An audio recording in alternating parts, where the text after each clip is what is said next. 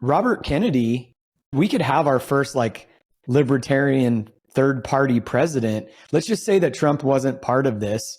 And you look at what's happening in things like with Nevada, where, more people vote for no one than Nikki Haley. Whether it happens in this cycle or coming forward, there's something happening that's really interesting because, I like Robert Kennedy, and I said this back in the day. I mean, I don't agree with everything, but I don't think you're going to ever agree with everything. And I think there's a lot that these kind of things show us on the true sentiment of the majority of Americans out there that are not far right, not far left. And maybe a lot of people listening to this show might think that we're far right, but we're not. Like I'm a libertarian, like I'm pretty centrist here. And I think there's a lot more to what you just pointed out in Nevada, even though it's funny and potentially a nothing burger, there's something happening.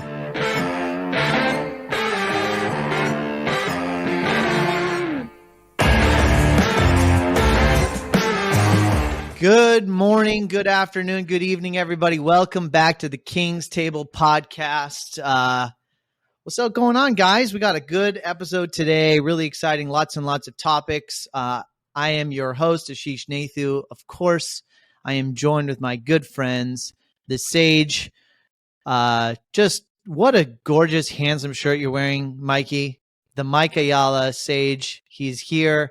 Aaron Amuchastegui, not looking a year over 21. And the hero of hospitality, of course, Matty Atchison. Thank you guys so much for listening. Super, super excited for this episode. Before we get into all of our topics, we got a full docket today. I want to shout out that we finally launched our podcast on all of the audio podcasts. We took advantage of Mooch not being on the podcast 2 weeks ago and outvoted him. So we are no longer just on YouTube, but we are also on Apple and Spotify and Google and all of the audio platforms. So shout out to our team. Shout out to Tim and AJ and everyone on everybody's teams to making that happen so quickly. So as a listener, please make sure that you go to Spotify and Apple and you subscribe, you share, you like, and leave comments there as well. So really, really appreciate it.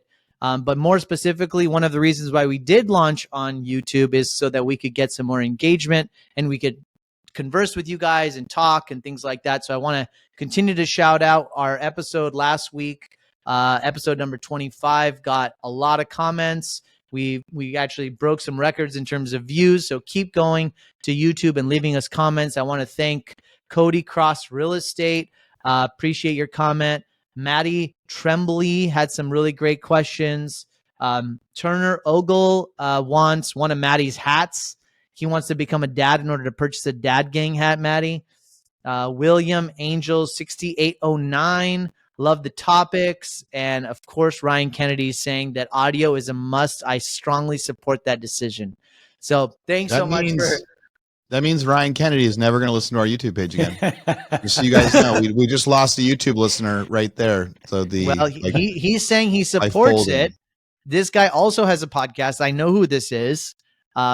But I think we're doing really good on YouTube. I think people do need to hear it wherever they want to hear it. So, and sadly for all of you guys on the podcast channels supporting the three other guys on this podcast. Unfortunately, Mooch, this is no longer up for discussion. And it's gone. I'm just saying they're going to miss out on seeing my faces every time you mention, Spotify. They're going to not see me sticking my tongue out. So, you know what? I've got a voice for radio, Matt. A voice for radio. You do. And shout out to Evan for the YouTube channel, because Evan's so great. Yeah, Evan's I think we're going to win on YouTube. I still believe that. I do too. Well, Evan's making it happen for us. For the listeners, Evan is part of our team, and Evan has done a great job in really quickly pivoting from Wednesday to Friday, getting all of the content out on audio. And so appreciate you, Evan, AJ, Tim, and everyone else on the team. So just shout out to all of you guys. But we have a full docket, so let's just get into it. I think one of the things that I want to start out with is maybe some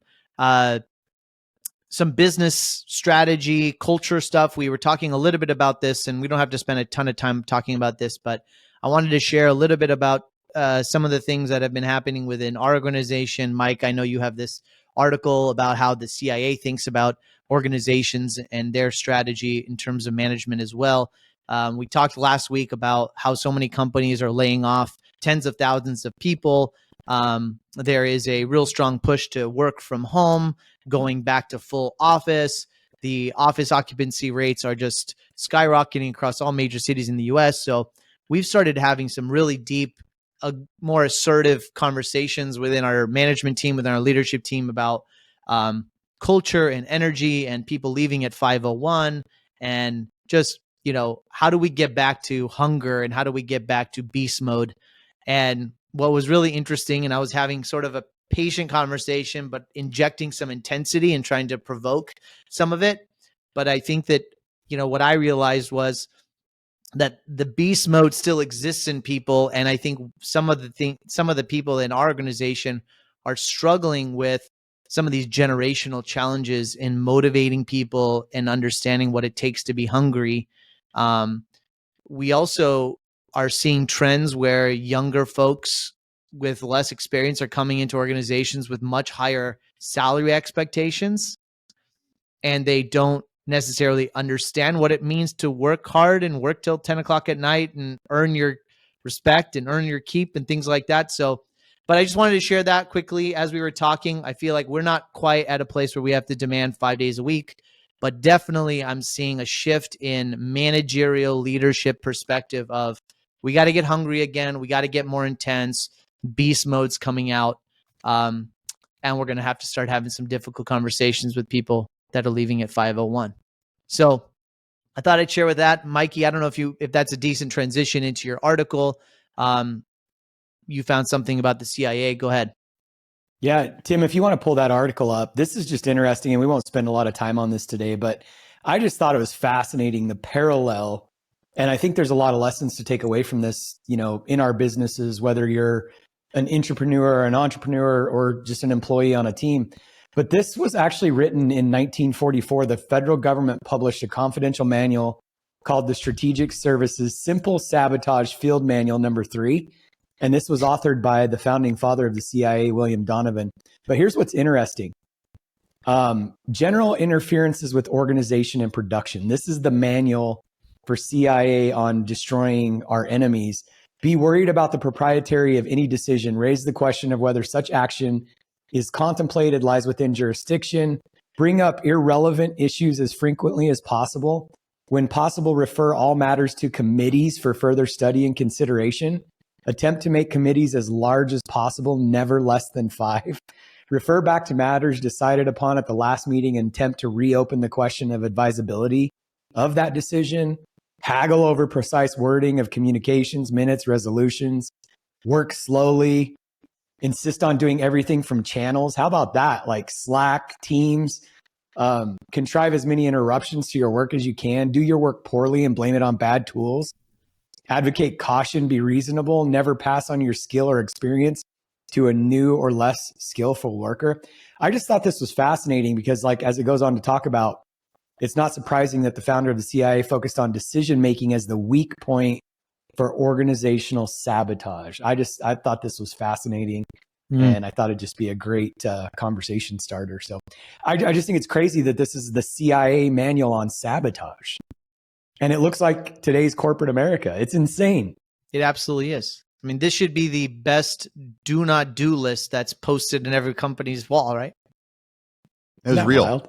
It was a real, this is how you sabotage people.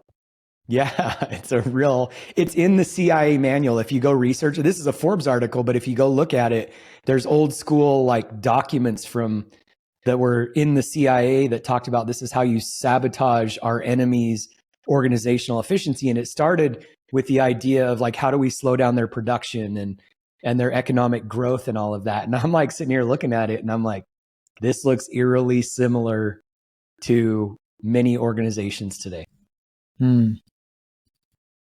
Scary. Mooch, Maddie, any comments on what's going on within the businesses before we move on to some topics? I think we should just link that, put that on the YouTube page, maybe our show notes for our podcast listeners as well, so they can actually relook at that list. It reminds me of, and some homework for the podcast listeners, if they haven't listened to this yet, they should go type in If I Were the Devil YouTube by Paul Harvey, right? So If I Were the Devil by Paul Harvey, is also very similar, and it's eerie how long ago like that was written. But there was a few like some of the stuff that he puts in there. It's like, I would have judges promoting pornography. I would evict God from the courthouse, then from the schoolhouse, then from the houses of Congress. In his own churches, I would substitute psychology for religion. I would lure priests and pastors into misusing boys and girls and church money. If I were the devil, I'd make symbols of an Easter egg and the symbol for a Christmas bottle. I would take from those. It's a really interesting thing too, that just talks about the world that we live in today. And so 2 homework assignments would be to reread that article that Mike said about, like, that's how we try to sabotage other companies and what we do.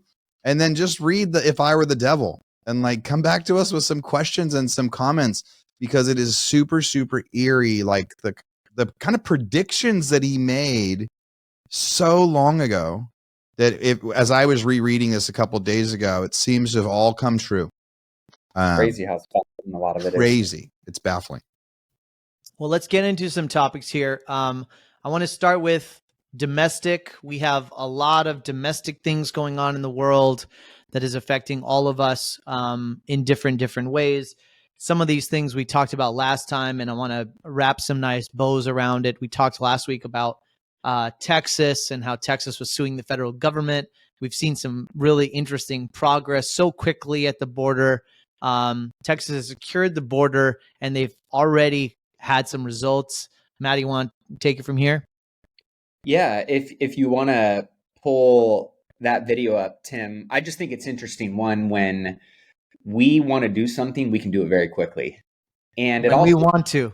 Yeah, and you know, there's videos of them, the Texas National Guard building out the border. If you play this video, it's pretty wild to see how quickly what once was a completely open border now is a very secured border. And it went from, I think, you know, they were saying upwards of 6,000 to 8,000 people passing through the border every single day, to securing it in this capacity. They're down to just 3 a day. So it's just really interesting when you think about why we haven't done this, and just all of the politicking that goes along with it.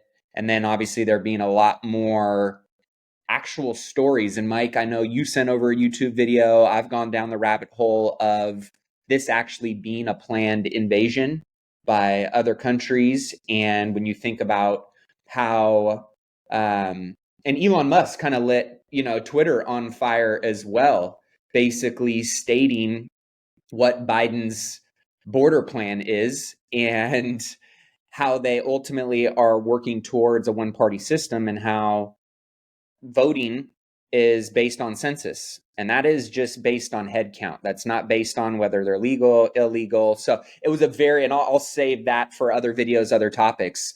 But I think it's just very interesting to see, and also very exciting to see that we can do things that Americans want done very quickly when you've got sound and aligned leadership.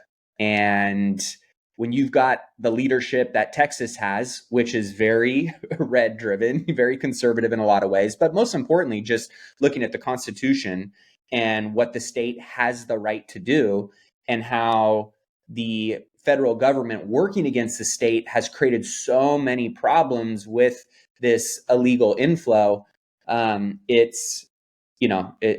me, it's a step in the right direction, and hopefully showcase. But obviously, you're not going to see this on any kind of mainstream media and them covering it.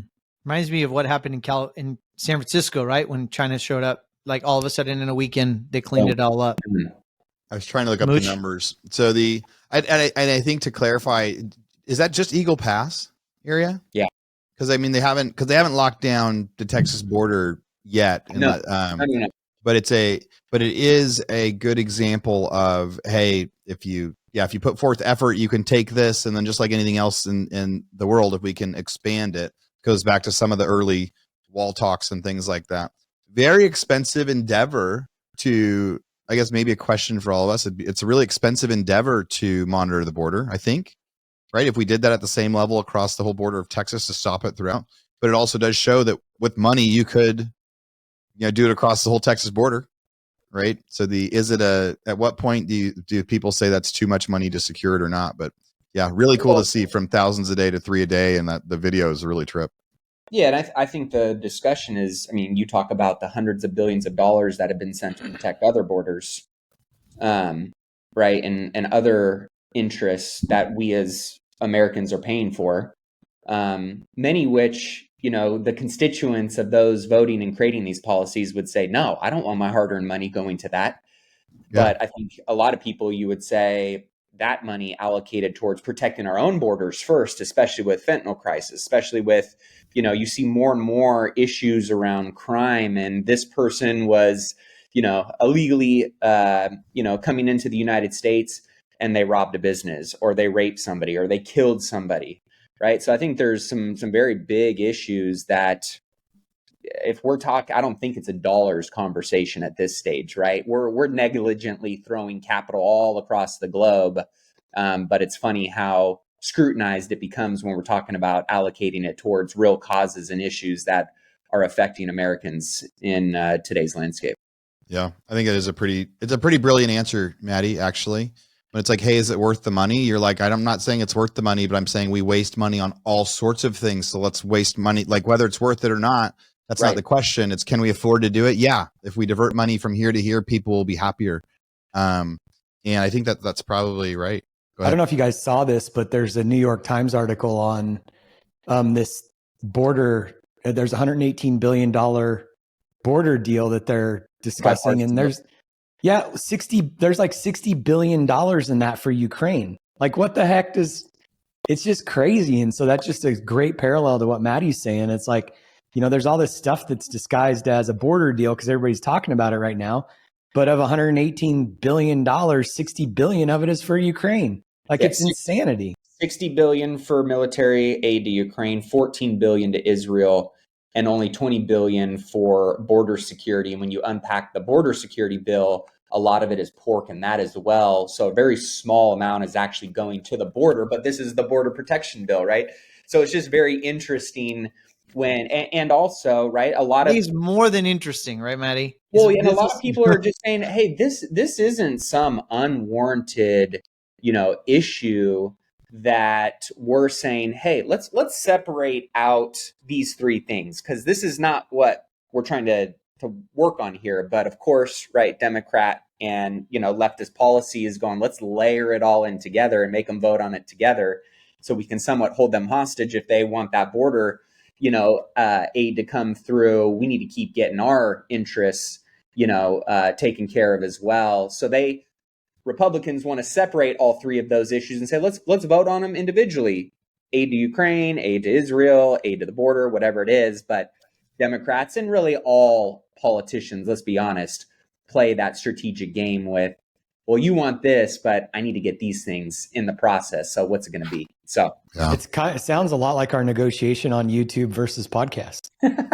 We just need to take some people out of the courtroom to vote. That's what happens. Are you guys the silent majority of the podcast? You are the silent majority.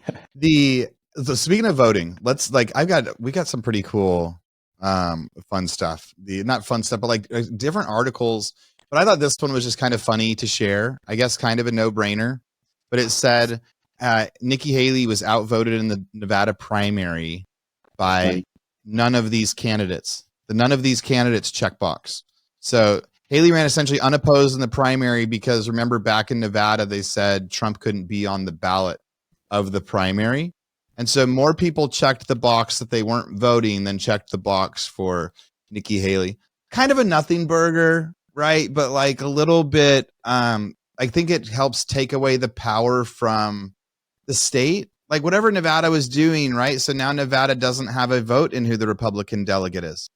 Right, because in theory, like she didn't win the majority there, so she can't get that nomination either. So it says the primary, which awards no delegates, had seemed like a foregone conclusion, right? But anyway, is it a nothing burger? Does it discourage states from actually doing stuff like that? Kind of showing them it doesn't matter if you take, because Trump is the first time it's happening, but the way that the world works is now in the future, states will do it, right? They will find out who they don't like, and they'll find reasons to take people off the ballot, whichever side you're on, there's enough reason for people to try it. So do you think it matters? Matt, do you think it matters? You know what's interesting? Go ahead, Mike. What's interesting about what you just said about, is it a nothing burger?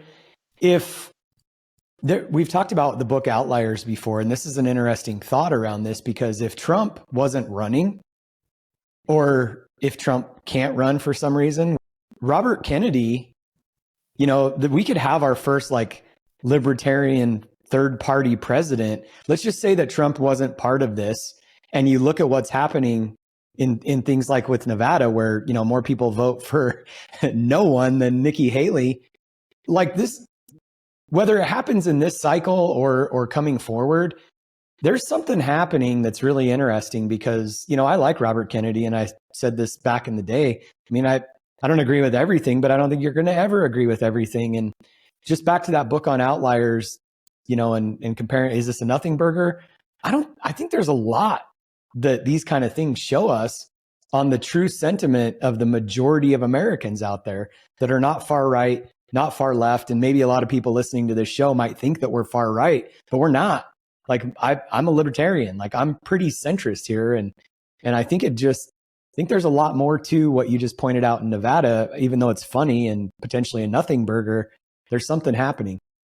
Yeah, I agree with that. Like you said, the mainstream media is really good at labeling people nowadays in a very extreme way. But I'd have to guess that 95% of Americans who mainstream media calls extremists or far right want only to work for a living, keep most of their money, or at least have their money accounted for in terms of where it's getting spent, and if it really is impacting them, their families, their businesses, their communities, their states, their country. They want to raise their kids in peace without,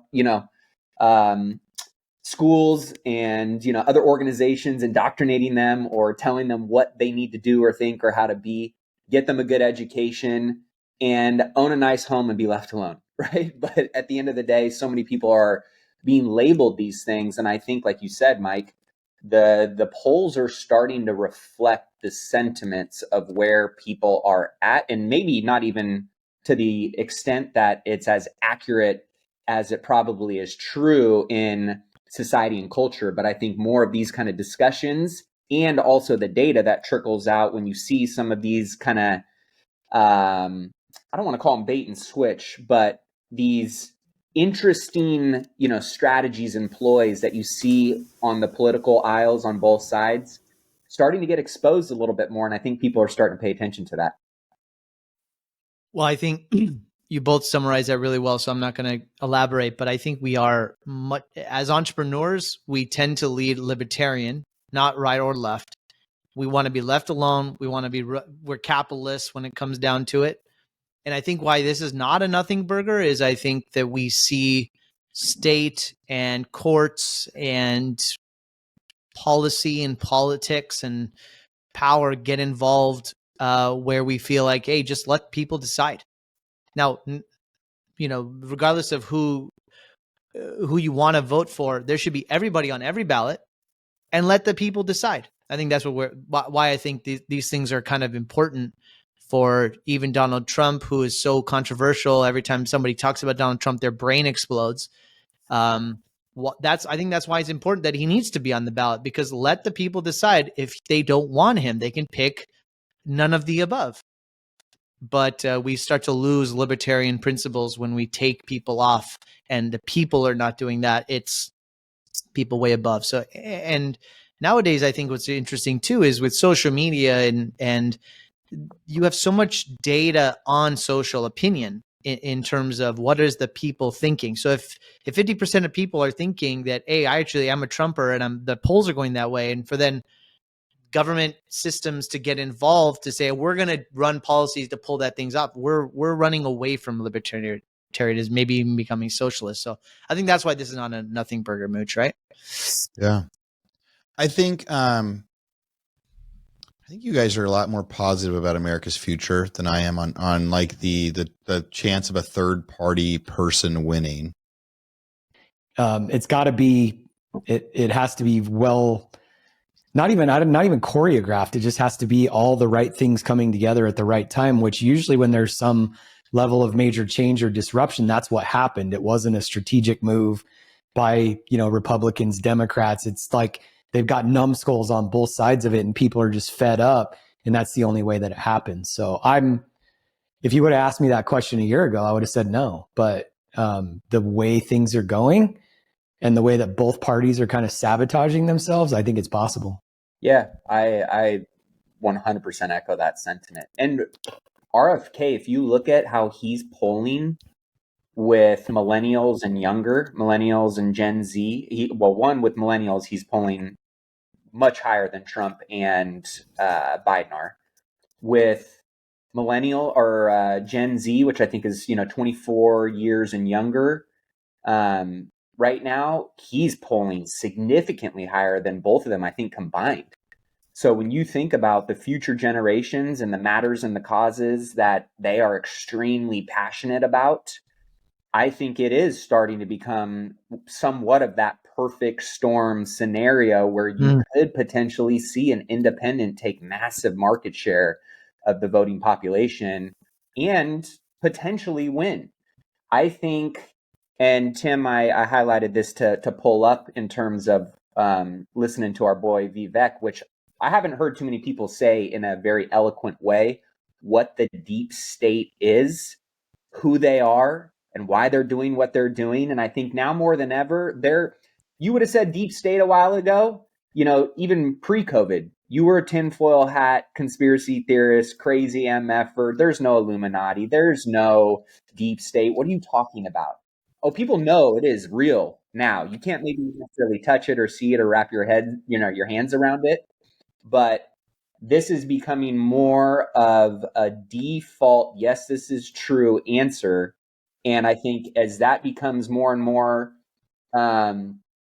implemented in the psychology of American voters, if that deep state doesn't thread that needle perfectly time and time again, you're going to see more and more people be open to potentially something outside of this two-party system that has ruled for such a long time. So I think if there was a potential runway for an independent to take off, and again, it's going to take somebody that can play both sides of the fence, that can find that middle ground and be reasonable and unite. I think now more than ever, that is a possibility. And I think RFK has shown exactly front and center with his campaign and how he's running it that other people that want to follow that path can do the same thing, just like Vivek did in a different context. So go ahead and play this, because I think this is the reason why more and more people being aware of this and talking about this, we could see more of an independent party start to form and push back on things like the deep state. What the deep state really is it is old world Europe pre-1776 rearing its head again. Because for most of human history, the way it was believed is only kings actually had the enlightenment to know what was best for you. And so the people who are the proponents of the deep state, they actually operate according to what they view as benevolence.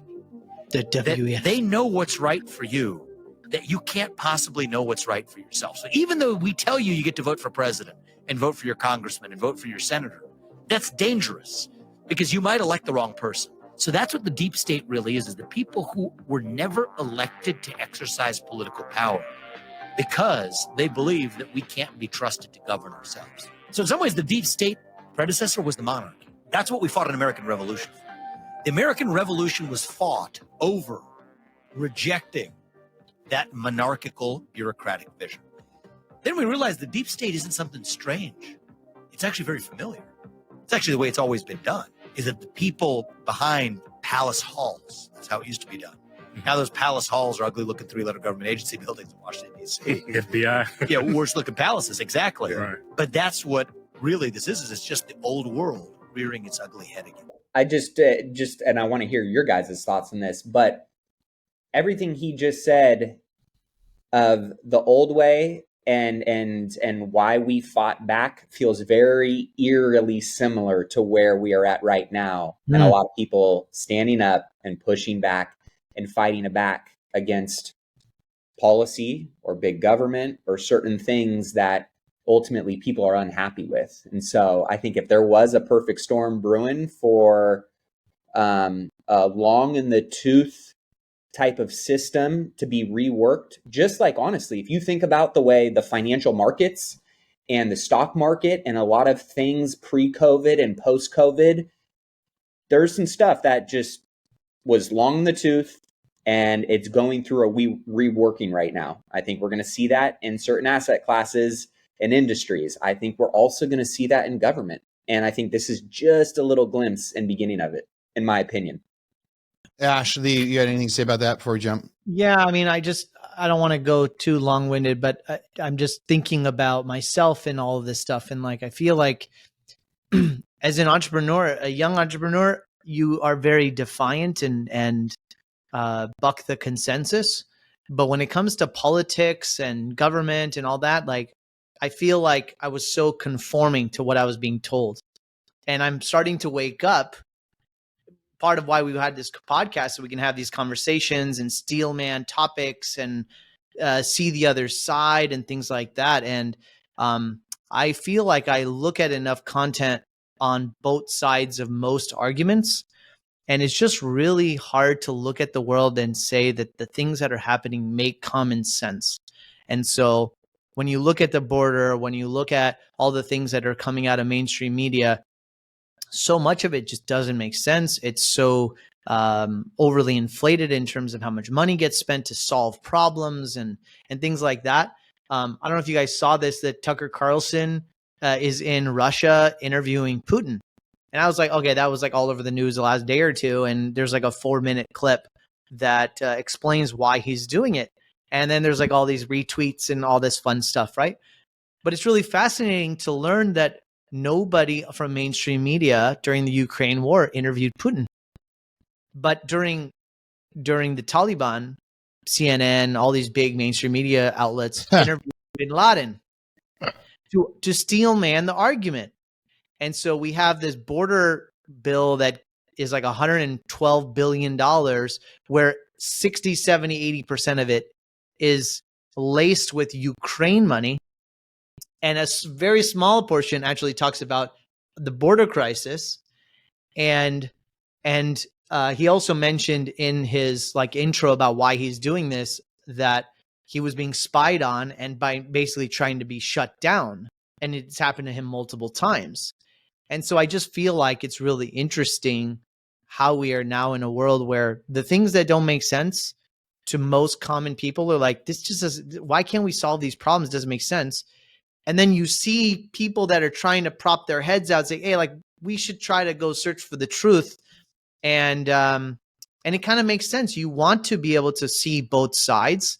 We don't want to be told who's good and bad and who's right and wrong. Let us make the choices. And so I just think it's fascinating. I'm really excited to see it, to see what he has to say. Yeah, and he did publish a topic, and I don't want to preface this by saying like, oh, this is what there's no context to it. But in the topic, Tucker Carlson asked Putin, who runs the United States government? And he says, it's not the president.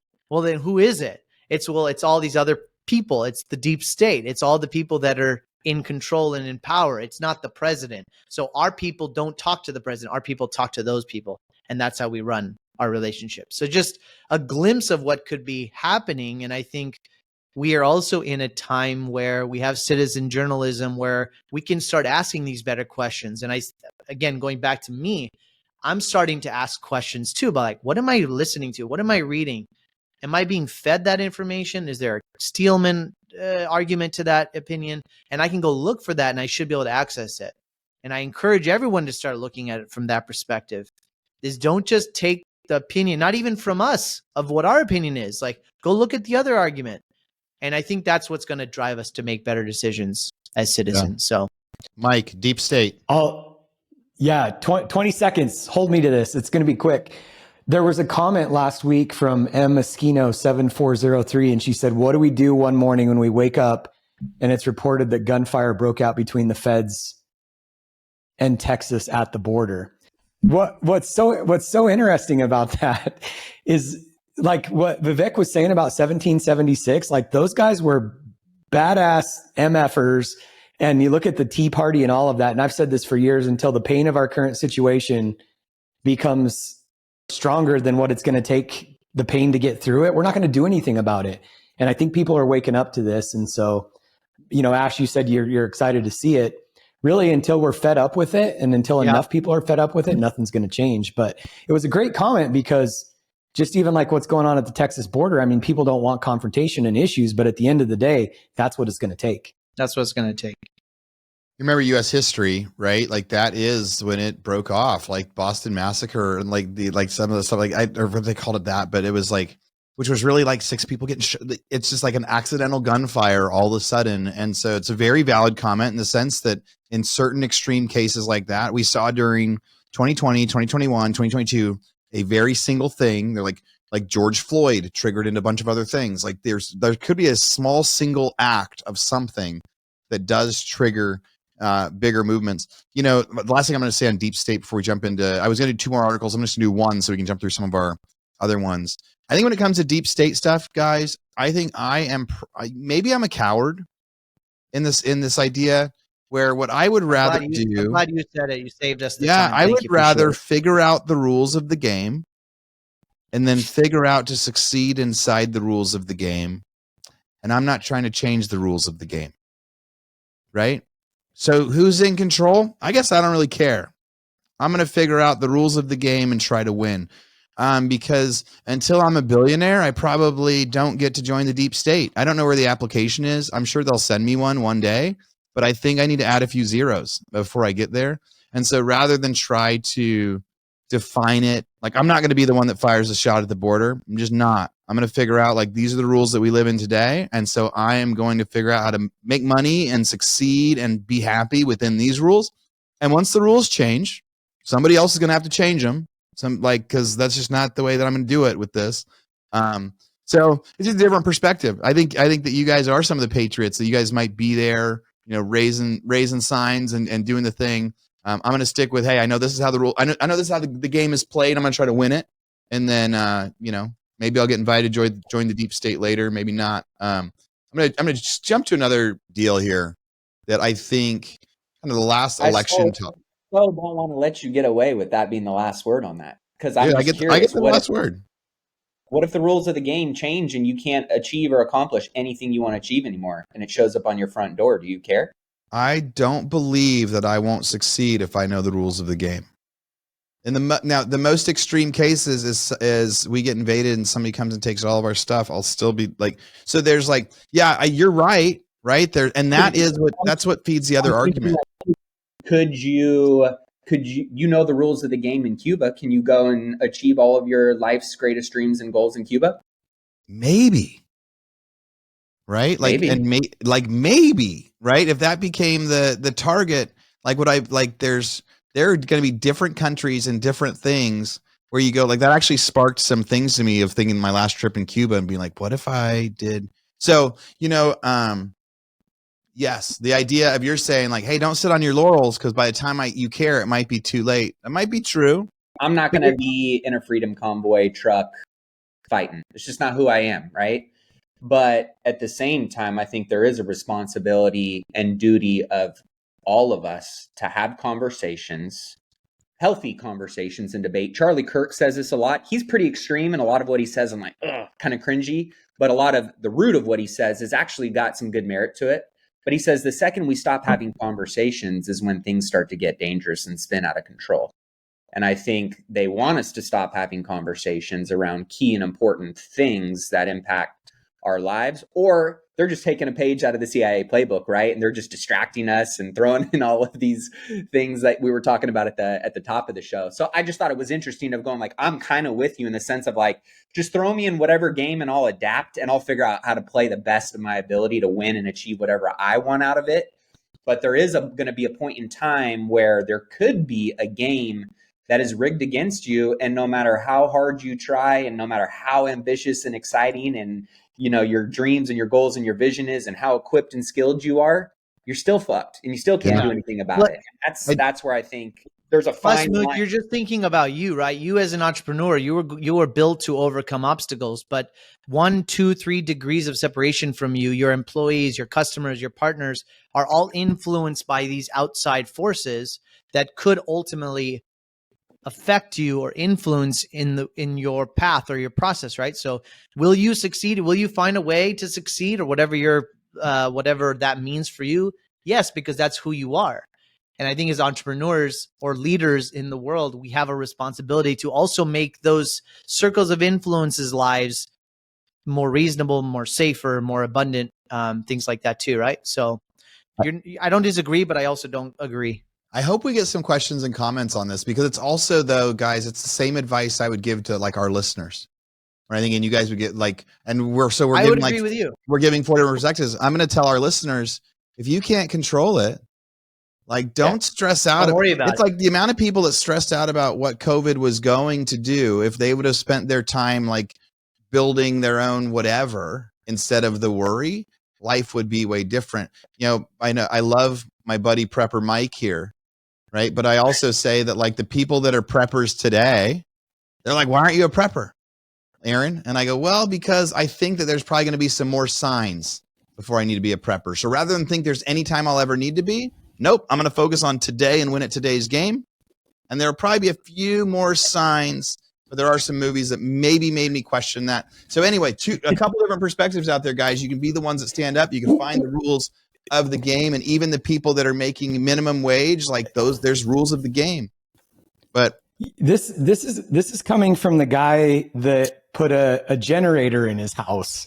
Yeah, let's Like, go. Mike, that what was- you got for us? that was reactionary, and it's a kick-ass generator, dude. And next time, it's the same thing. But I've actually used it since the freeze. Like, I had 5 days, but I didn't preemptively do it thinking it was going to freeze someday.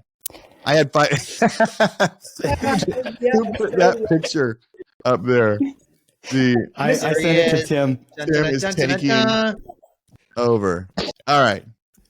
Tim, you gotta let me take back the screen so we can pivot before Ash gets sad. I love you guys on that. I love it. All right. My last thing that we're gonna have to be thinking about here. How is this gonna play out? Federal appeals court rejects Trump's claim of absolute immunity, which just means he is not immune from prosecution on the charges of plotting to subvert the results of the 2020 election. He must go to trial on a criminal indictment accusing him of seeking to overturn the loss. Now, just so you guys know, trial will not be done before an election, right? So it's just really interesting to go, so how will this play out? Because people are like, who can run for president? Who can't? What does the Constitution say? Legally, inside the Constitution, Trump gets to run, because it's going to say based on whatever. I thought this was really interesting that it goes back to even what like Ash and you guys said when we started the channel of you could vote on, or the pod today, you could vote on none of the above, right? And so it's like, do we give the power to the people and have it do it? So does it matter? So like he wanted just immunity, which I actually think that he was like entitled to it, but the courts don't. So I don't know. I'm not an attorney or a legal person after all. But now it's saying, all right, he does have to stand trial for that accusation, but we know that the trial won't be completed until the election. And so what's going to happen? Will he still get the nominee? Anybody want to talk about it? Big opinion on it? I think that he's going to get the nominee, and I think he's also going to get prosecuted. I think they're going to continue to swing until they find something. And knowing Trump and his dealings, and that's just what I know publicly, they're going to find potentially something that they can They're going stick to find to. something. But is it enough to keep this guy off the ballot? I mean, honestly, and this might sound crazy, but I see civil war happening before they keep this dude off the ballot, or they completely prevent.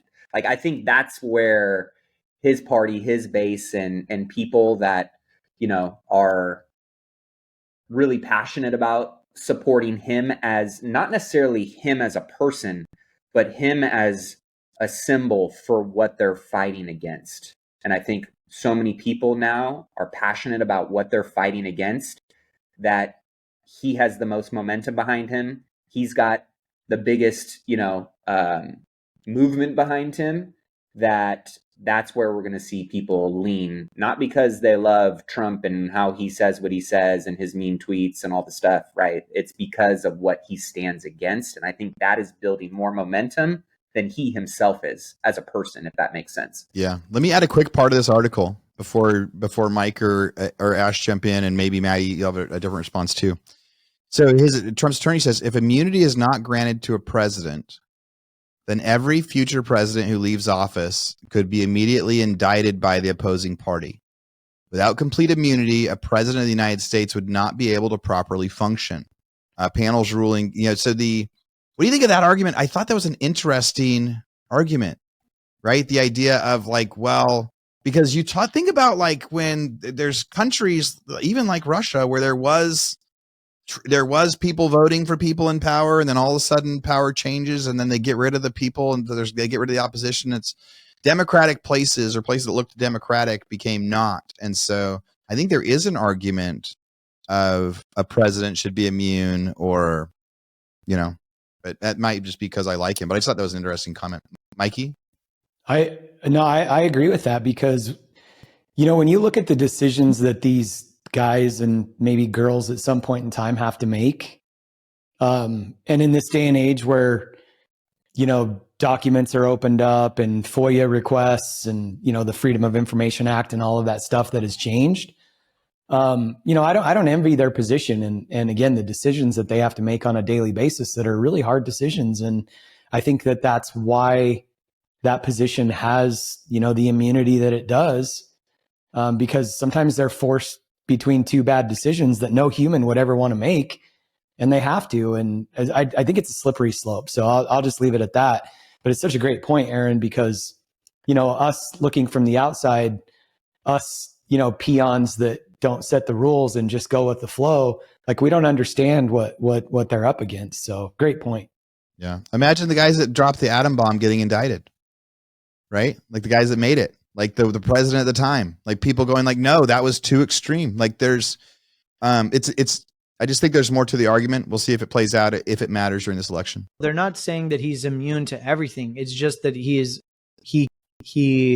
where did the article just go? We moved it, but this is specifically about the election interference and the transition of power, or is this just a broad stroke? Yep, he's not immune to anything. It's about that in particular, but the argument is that a president should be immune to everything for what they do while they were in office, because it happened while he was in office. He was still standing president.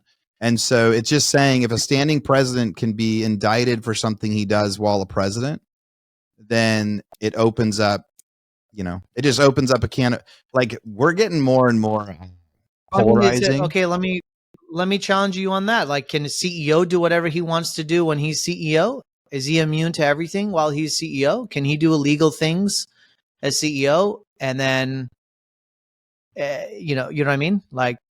Well, the laws of wartime are completely different than the laws that a CEO is governed by, and that's what I'm getting at too. Is yeah. So I get your point, Ash, but there's a big difference between a CEO of a business and somebody that has to make decisions to, drop a bomb on, 10,000 people, or like Aaron was bringing. I mean, just the decisions that these people have to make.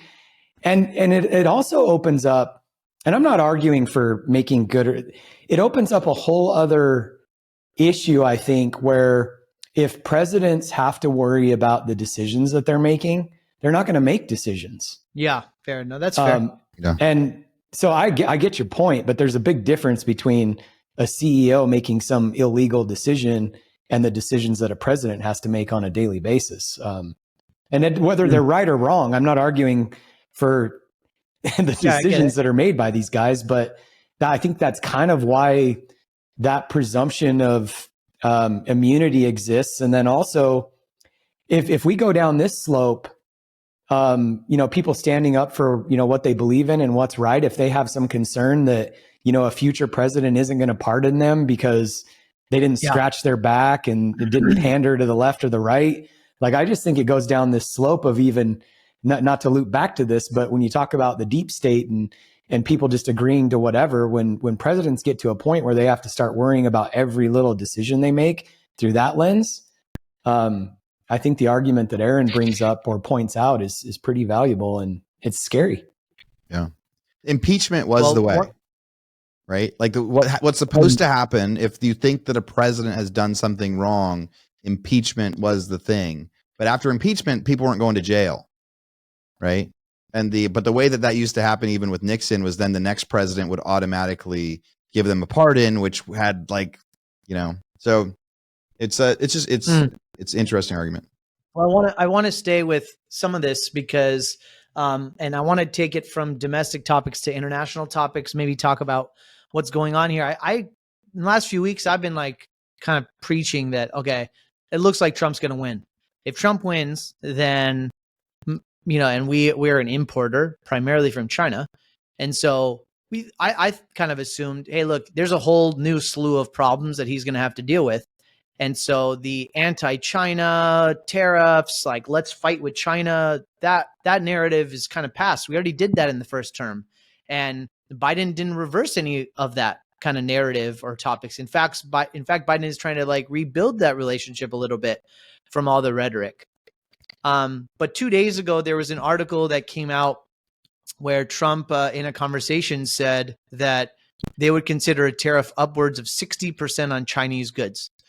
And I think we talked about this last week, and I just got this information yesterday. And so obviously within our organization, it's an important topic to figure out what to do. But it's a very fascinating topic, and I want to talk about this and see what you guys think, because if he gets elected and you increase a tariff by 60%, a couple of weeks ago we talked about the trade balances, and I still think that, and I don't remember, I think Mikey, you had it, where Mexico is now the largest importer country. And I saw another article where China is at 500 billion, right? So we still have a lot of to volume to distribute. So even as of 2023, we imported $520 billion of goods from China. That's still a material amount of stuff. So what happens is that when you increase the tariff from 25%, which it currently is, on a majority of those goods to 60%, what do we think is going to happen? So let's kind of war game this a little bit, right?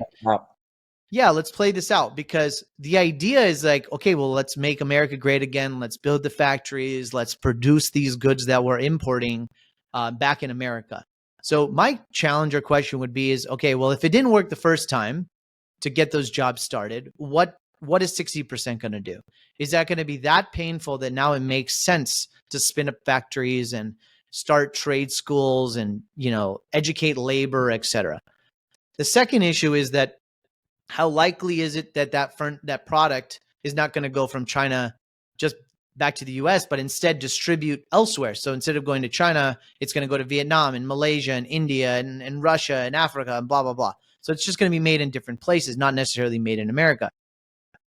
And then if it's not made in China and it's more expensive in other countries, which often it is, which is why if we talk about international trade, we always want to go to the place where it's the best and the best price, right? And so by laws of capitalism, you're probably being forced to go to a place that's more expensive. And so the people that bear that cost are not the companies or the manufacturers that are burdened with that tariff. It is the US consumer. We saw that play out during COVID, where we had 25% tariffs. That cost was very quickly transitioned over to the US consumer. So just a super fascinating thing. I want everyone to understand that. And China, by the way, is really struggling. We just had our China team here 2 days ago, and they were telling us about how real estate prices, the Evergrande is really in trouble. The largest real estate development company in China is struggling with making their debt payments and defaulting on their debt. That's a big problem for China. Most of their population invests in real estate. They don't have quite the occupancy levels as we have here, which means they buy real estate that's just in empty buildings. And if there's no population to fill them and the economy falls, then that's a big problem for the overall wealth of China. So just a fascinating thing. I don't know if you guys have any opinions about this, but I expected us to be past the anti-China thing and move past it. But it looks like we're using some rhetoric that shows that that's not the end of it. And this will affect the U.S. consumer.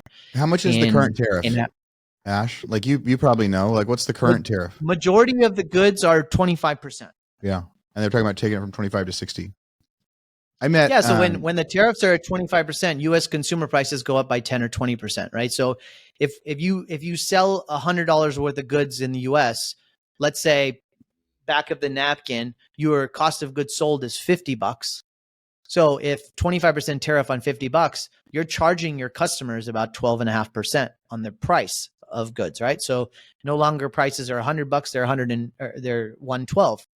And so that cost is what the inflation, that's what we experience in terms of inflation really quickly.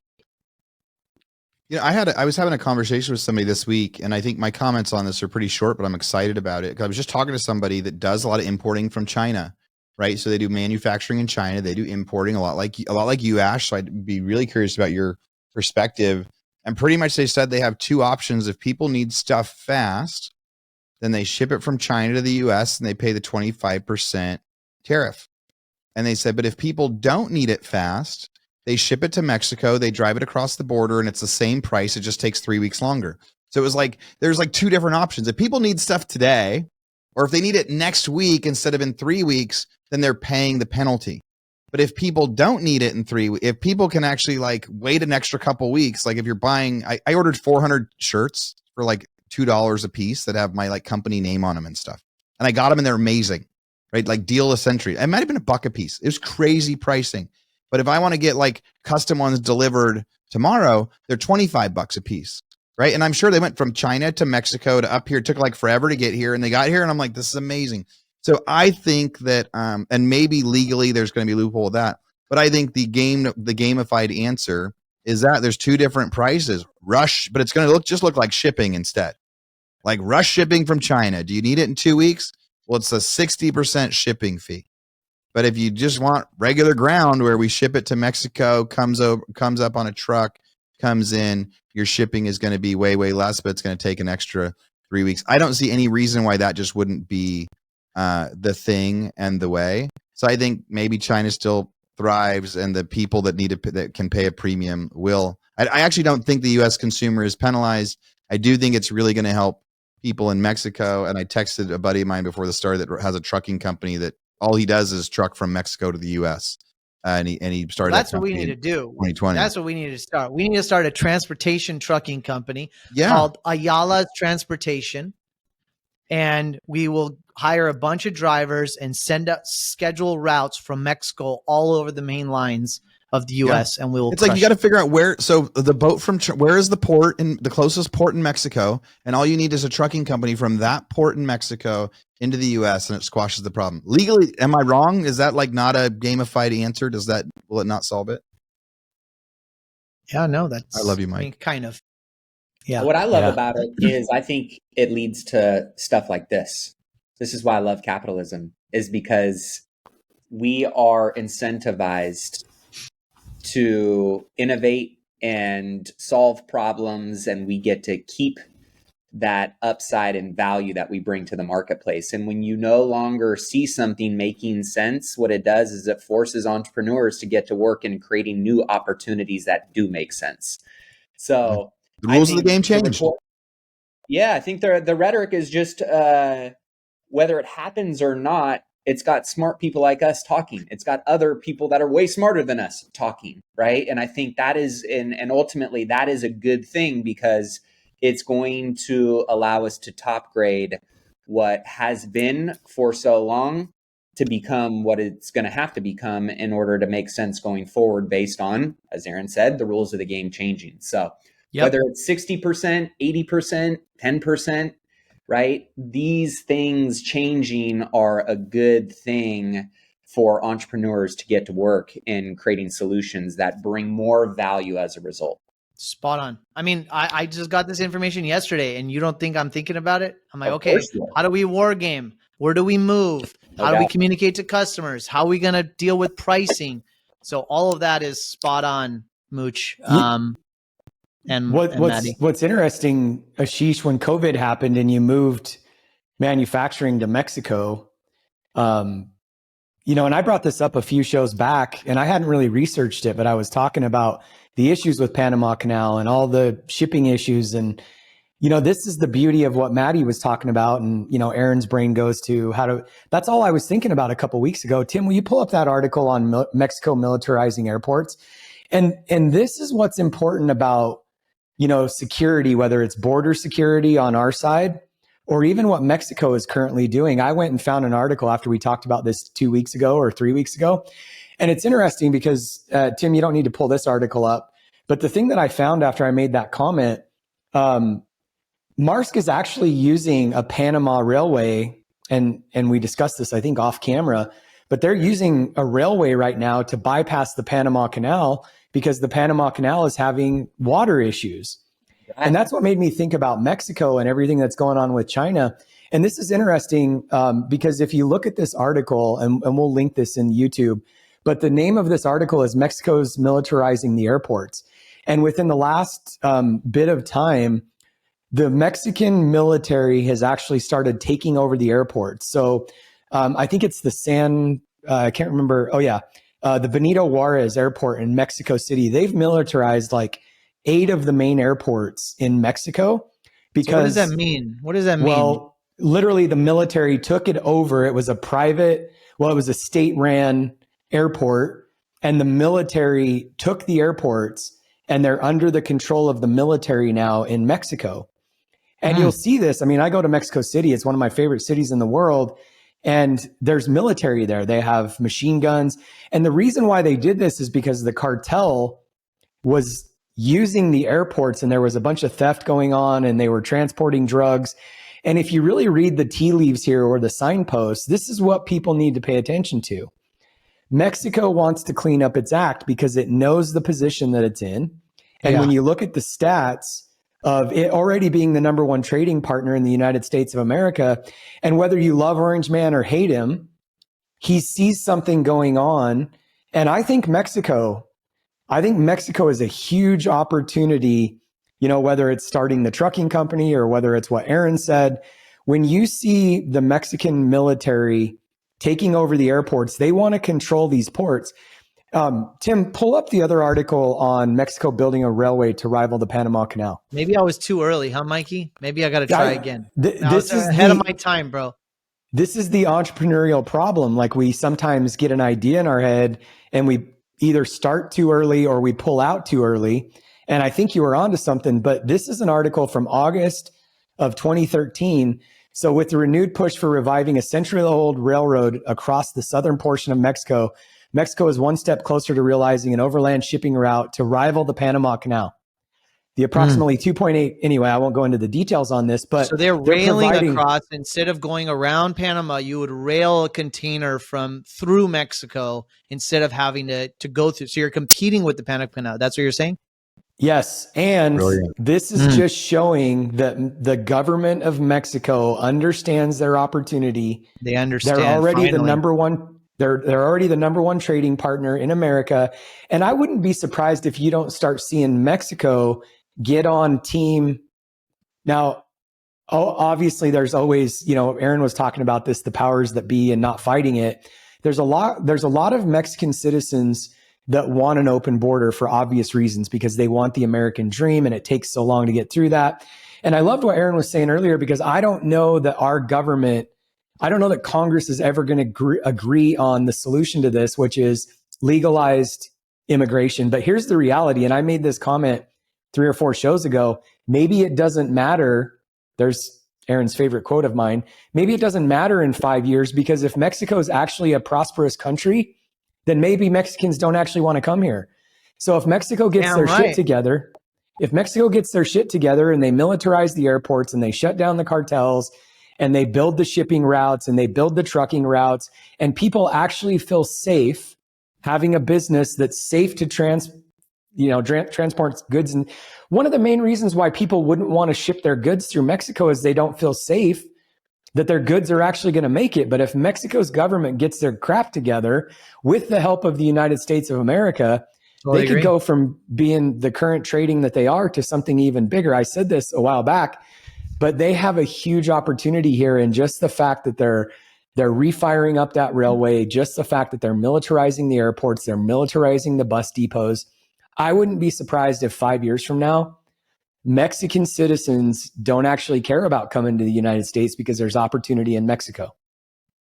Spot on. I hope for that. Love it. Why wouldn't we want that?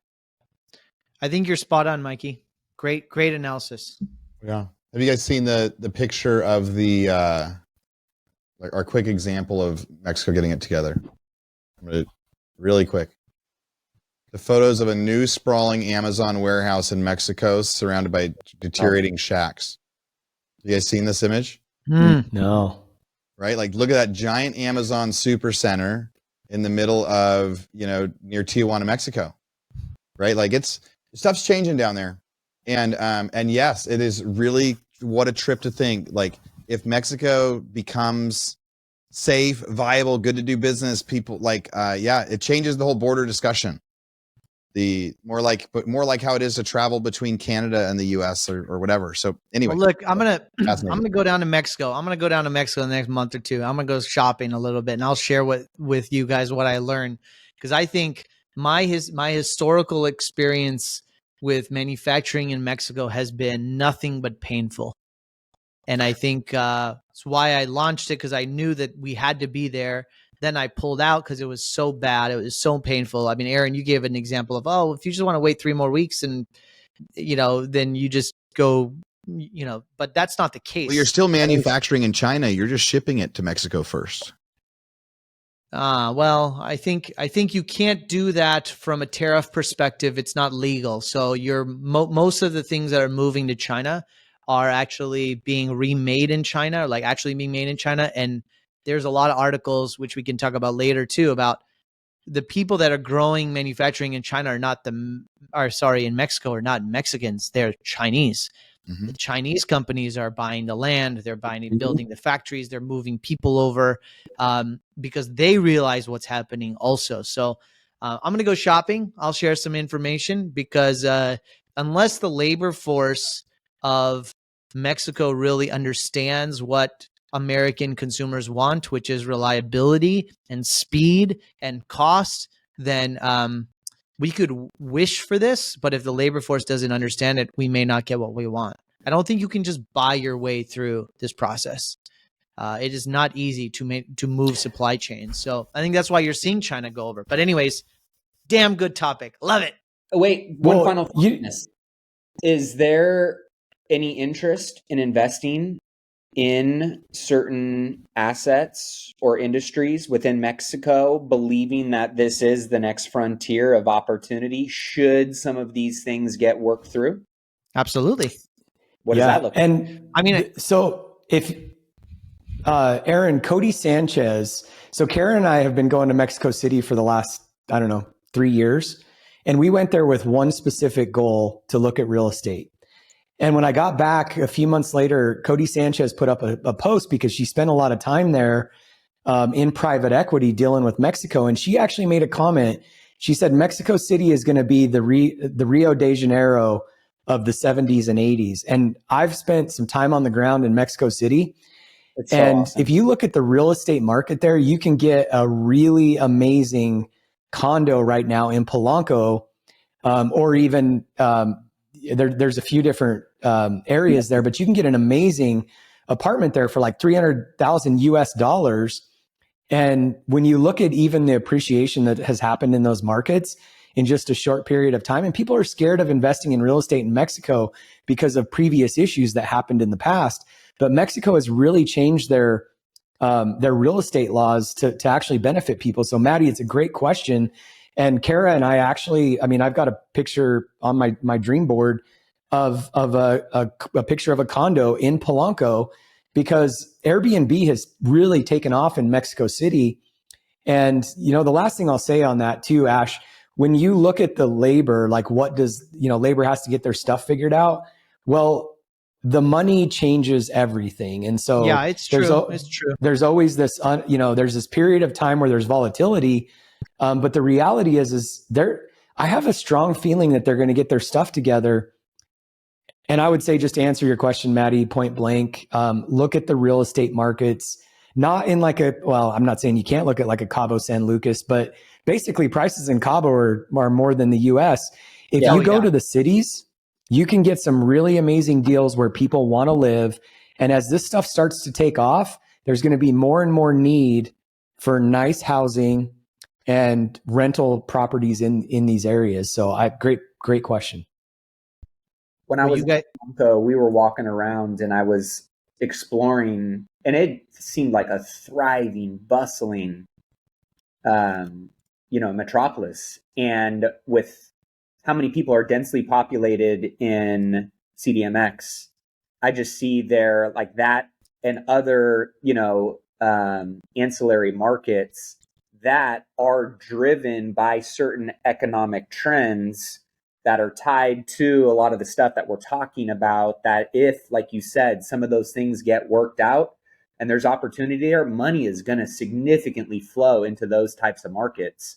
So for those that are investors and are looking at, potential opportunities around the corner or, down the path, to me, Mexico has always felt like one of those. But for those same things that you just brought up, right, there being still some wild, wild west feels to making significant investments in markets like that. I think they iron some of those things out. That could be a very opportunistic market to take a look at.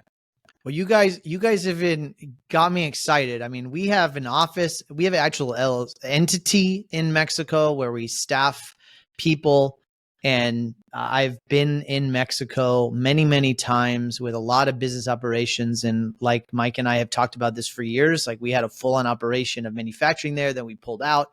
But you're spot on, man. If these trends are real, I'm going to get out. I'm going to get down there. I'll come back with some ideas and opportunities, see what the people are talking about on the ground, what's real, what's not real.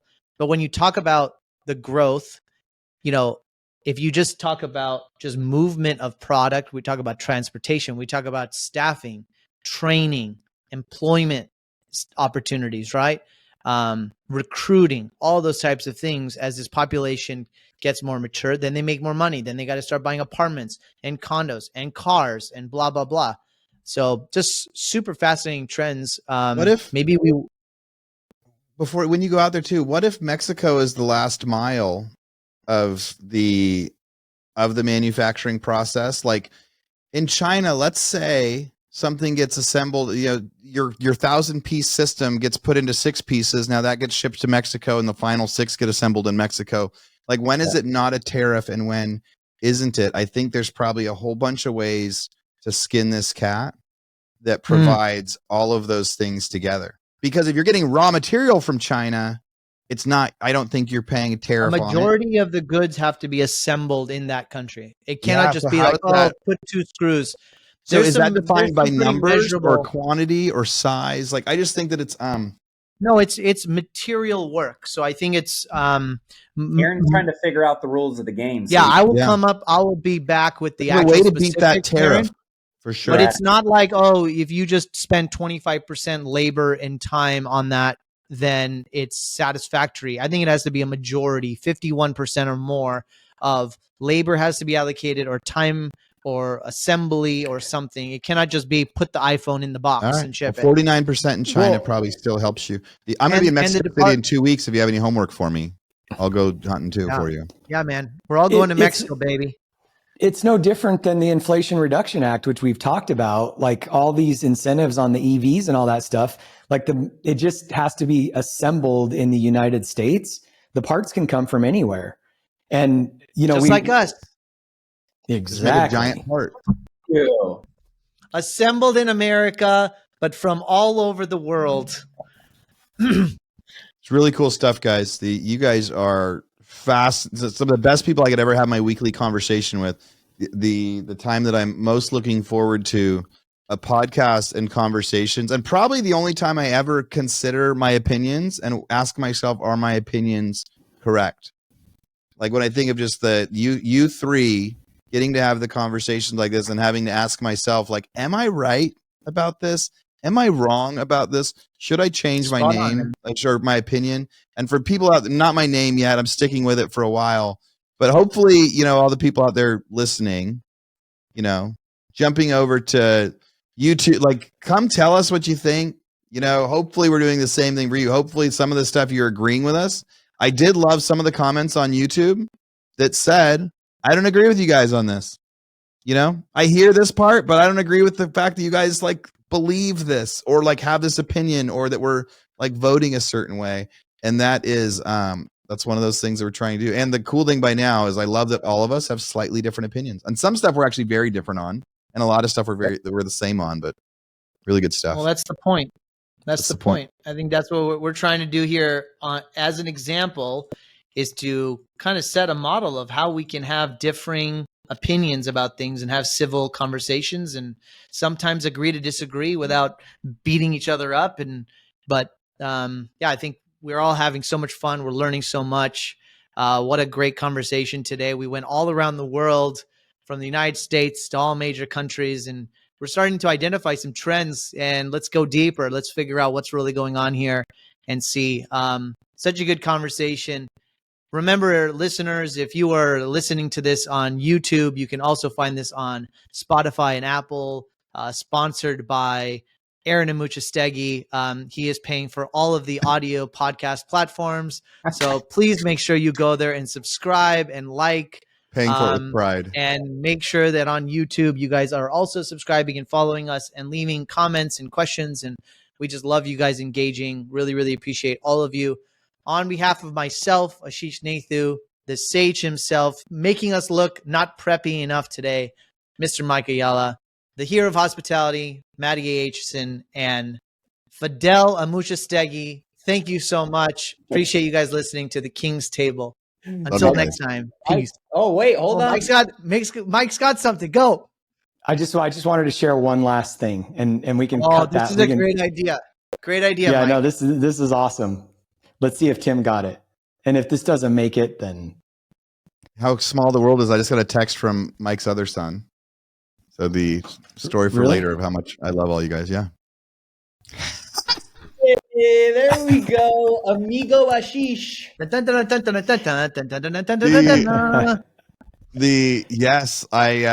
We're changing the world. You're the man. Mike, I love your work.